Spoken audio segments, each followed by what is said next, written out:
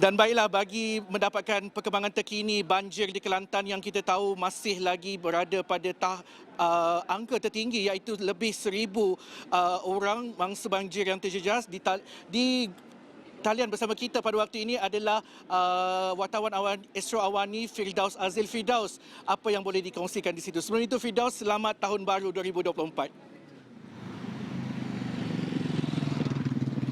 Selamat Tahun Baru juga, Asim, daripada saya dan rakan setugas Rizal Rahim dari Bandar Raya Kota Baru, di mana sebelah siang tadi ataupun awal tahun lepas ataupun semalam kami berada di Jajahan Tumpat untuk meninjau bagaimana keadaan situasi di sana. Dan seperti yang Asim maklumkan, jumlah walaupun masih tertinggi di kalangan negeri-negeri yang dilanda banjir, tetapi menunjukkan penurunan yang amat signifikan. 1,395 orang mangsa masih berlindung di 11 PPS berbanding dengan beberapa hari lepas ketika kami tiba. Jumlah ketika itu menjangkau melebihi 20,000 dan kita harapkan keadaan ini akan berterusan.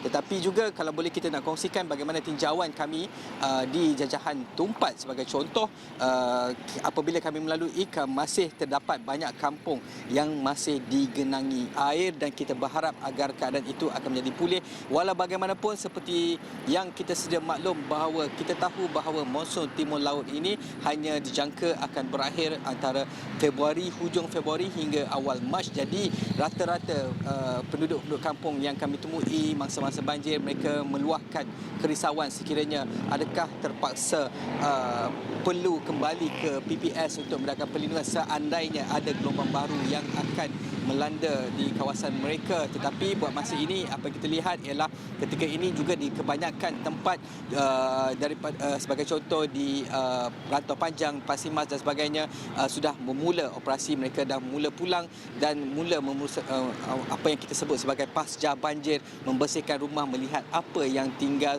dan adakah tahun 2024 ini mungkin membawa sinar yang lebih bermakna untuk mereka. Dan diharapkan bahawa mungkin dengan adanya projek-projek tempatan banjir seperti yang sedang berjalan serta yang baru yang telah diumumkan yang Amat Berhormat Perdana Menteri baru-baru ini, diharap agar mungkin langkah mitigasi itu yang penting untuk mengurangkan impak. Walaupun Kelantan ini saban tahun sentiasa dilanda banjir, kita tidak mahu ia terus menjadi sebagai satu kelaziman dan biarkan tak apalah, tahun depan pun banjir, nanti pun banjir juga. Tak mahu. Kita kalau boleh, kita nak memastikan bahawa rakyat Kelantan ini juga berhak mendapat taraf kehidupan yang lebih baik. Jadi untuk tahun seterusnya, saya masih berada di Kelantan ini, kita mungkin akan melihat kawasan-kawasan bagaimana proses pasca banjir itu akan berlaku. Dan juga difahamkan, kalau saya mengikut page NGO, page parti politik, mereka seperti sudah bersiap siaga untuk menggerakkan jentera masing-masing untuk sama-sama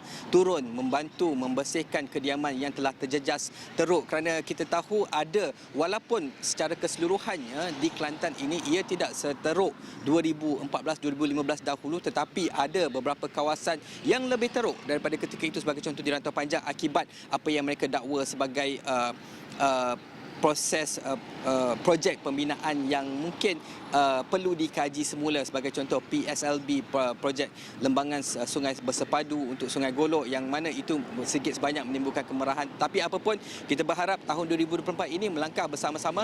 2024 membawakan sinar yang lebih baik, khususnya untuk penduduk di negeri Kelantan. Saya pulangkan kembali kepada Asim, silakan.